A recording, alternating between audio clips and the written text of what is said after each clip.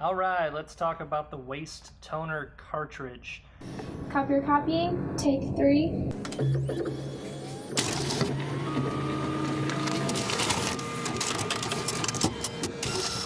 Now, occasionally you'll get a message on the screen of the machine that says it's time to change out or empty the waste toner cartridge. And to do that, very simple process. It's right down here on the left-hand side of the drawers. There's a little tiny door that opens up. And this door is notorious for falling off, so just be careful because these hinges are a little bit delicate. Or just throw it around like I did. Set that aside. You don't need to take it off to do this, but I like to just to make sure that there's no damage. And then you can pull out the waste toner cartridge. This is everything that has been scraped off of the transfer belt in the process of printing. And this can be quite heavy and very black and dusty and dirty. So when you pull it all the way out, you can see this one is very dirty. I've actually already emptied this for the most part.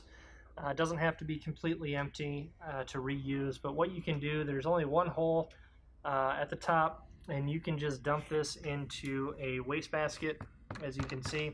It takes a little while and it can be dusty, so just do it in a or don't do it by your desk or anything like that you don't want dirty. So once you have it empty, I would suggest wiping it off with a paper towel or a cloth of some sort. Don't get any moisture on it or in it because that could really ruin it for the future. Okay, so I've kind of wiped it down, cleaned it up a little bit. You want to make sure that that auger that's inside can still turn, and you can do that by just turning that end piece. And then another option you have is to just replace this. These can be reused, but there is going to come a time where the machine just doesn't recognize it anymore, and you may just have to buy a new one. They're not that expensive. I think they're about $30 to replace these. But if you wanted to do that, this little cap actually comes off, and you can put that on the opening there to make sure that when you throw it away, nothing leaks out or nothing gets even more dirty than it already is. But in this case, I'm just going to try to reuse this. I think this one is still working good, and I've emptied it, like I said, to the best of my abilities.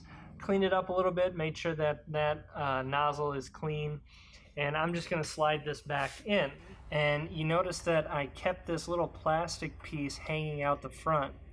And what that does is that's supposed to attach to the door so the door doesn't go too far, doesn't get broken off. It doesn't really work, but I always like to make sure it's attached. And then you're going to put that up, and you're good to go.